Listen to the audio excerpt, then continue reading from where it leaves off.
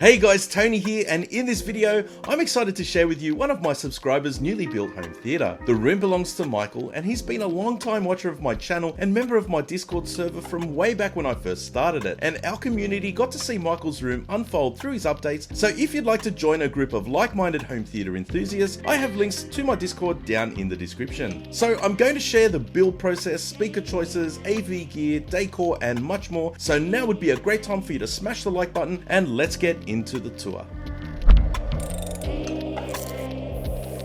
Mikal had always had a passion for audio and video, and after experiencing Dolby Atmos for the first time, it sparked something in him to build a dedicated room. Mikal's first project was building a new gaming PC, but his burning desire to build a dedicated home theatre was so much so that he actually ended up buying a new house, with a requirement that there would be space for him to build his dream home theatre. The basement theatre dimensions are 13 feet deep by 12 foot wide and 9 foot high, and has a bulkhead running around the perimeter of the room that Mikal had constructed so that he could run power, LED strip lighting, and other cables. This work was done by contractors with a space left at the back for the projector. There is also a Smurf tube running inside the bulkhead for easy pass-through of cables. The speaker positions were calculated using Dolby Atmos as a guide for a 7.2.4 speaker configuration, and the cables are finished in gold-plated terminals. All of the cabling was done in 14 gauge wire, and there is also a premium 40-foot high-speed fiber optic HDMI cable from the AVR to the projector. The walls are finished in carbon copy, and it was important for Mikal not to have a completely black room that would look nice with the lights on as well as with the lights off, which adds some warmth to the room, and this color definitely helped achieve that. A rug was also chosen to help tie all the decor together, as the carpet was remaining unchanged. Moving along to the AV cabinet, we have the BDI Corridor 8173 at the front. This stylish cabinet looks more like a furniture piece than an AV rack, and it's ventilated on all four sides, has wheels, and can be worked off of from the back. Specially designed for AV gear and looks really nice in the room, and also has place for the center channel speaker and Mikal's Lord of the Rings box set, as well as other items which I'll discuss a little later. For seating, we have the Valencia Tuscany recliners in cognac, all four connected together.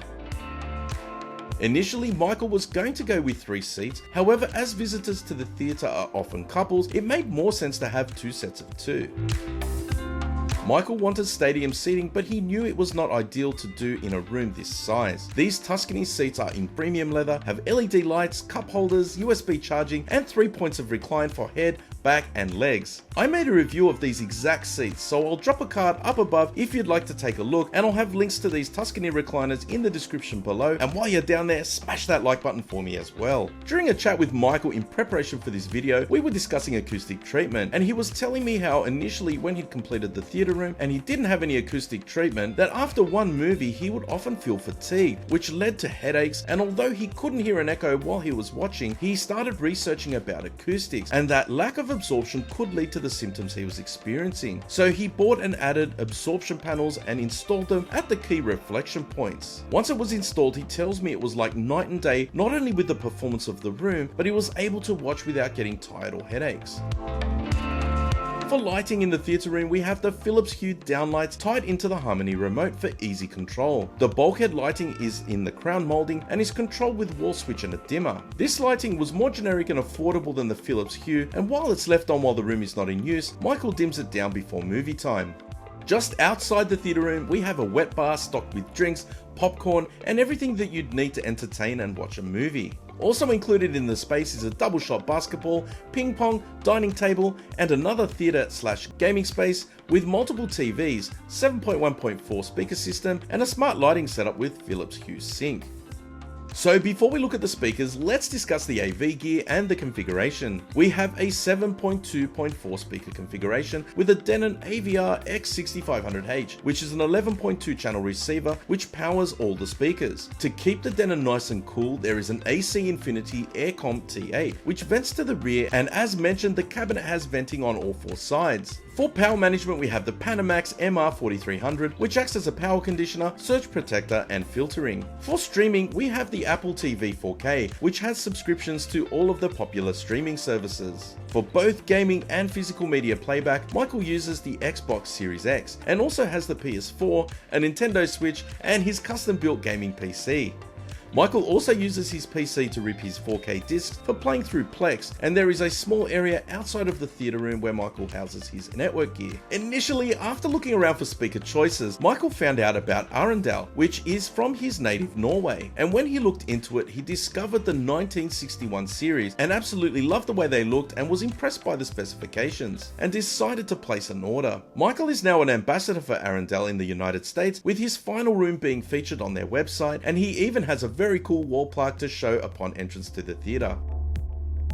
For the front left and right speakers, we have the Arendal 1961 towers. These are a compact tower featuring a 2.5 way design with a 1-inch tweeter and 4 5.5-inch woofers, and the cabinet is constructed in high density fiberboard. It's quite a striking design, angling the speakers up slightly, and can be finished in either matte black or matte white. Michael chose the matte white as it's unique and is a point of difference over the usual black speakers that most people get for their rooms. He also assures me that in the dark with all the lights off, that the speakers become invisible as the finish is in matte. The sensitivity ratings are 87 decibels from 2.83 volts at 1 meter, and I will say that I'm suitably impressed with the level of detail on the website, showing various graphs of the frequency response under certain conditions. I will leave links down below to the speakers so that you can check them out for yourself. For the center channel, we have the 1961 center, which has a waveguide tweeter which creates a wide dispersion for great off-axis response so that all the seats in the theater will get a consistent experience. The tweeter and driver are the same as in the towers, which is great for matching the sound for seamless transition between the speakers as objects move around the soundstage. For the side and rear surrounds, we have the matching 1961 surround speaker, which have the same 5.5-inch woofer and 1-inch tweeter, however also has a 3-inch full range speaker in the side of the cabinet connected in dipole to provide an immersive experience to the listening position. In Arendal's own words, it creates a huge sweet spot and perfectly matched tonality with the rest of the 1961 speaker range. For the height speakers, we have the 1961 heights, which are designed to be used in a variety of ways. They can be placed on top of the towers for bouncing atmos, as I like to call it, or mounted on the walls or on the ceiling, and can be aimed at the main listening position. Michael's are mounted on the ceiling for the best effect. After speaking with Arendal, dual 1S subwoofers were chosen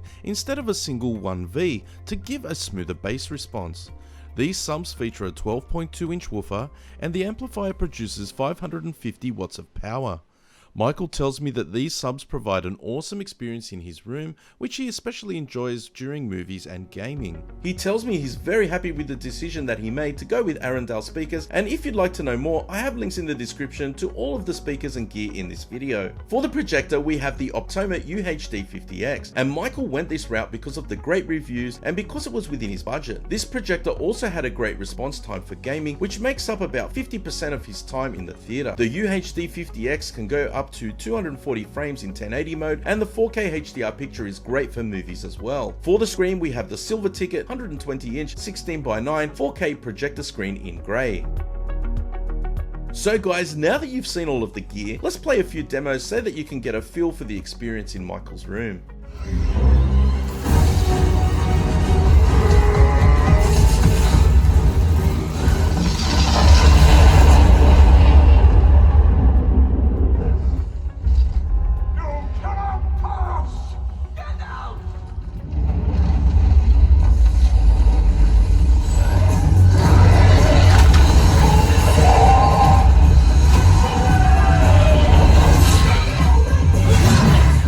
Righto guys, what did you think of Michael's home theatre room? Let me know down in the comment section below, as well as showing Michael some love by smashing that like button for him. I will have links in the description to everything in this tour, so check them out down below. I'd like to thank Michael for working with me to film his room, and again, if you're interested in joining a community of like-minded home theatre enthusiasts, why not click the link in the description to join our Discord server. It's an online platform, free to join, where you can chat, share and banter with over 770 members about this awesome hobby. Michael is one of our original members and used Discord as a resource while he was building out his room and shared his progress with the community. If you're interested in having your room featured on the channel, join the Discord server and send me a message. I'd love to hear from you. And of course guys, if you're not already, consider subscribing to the channel if you'd like to see more content from me. Anyway guys, a very big thank you for watching, but that's it for this one. You'll catch me in the next one. Bye for now.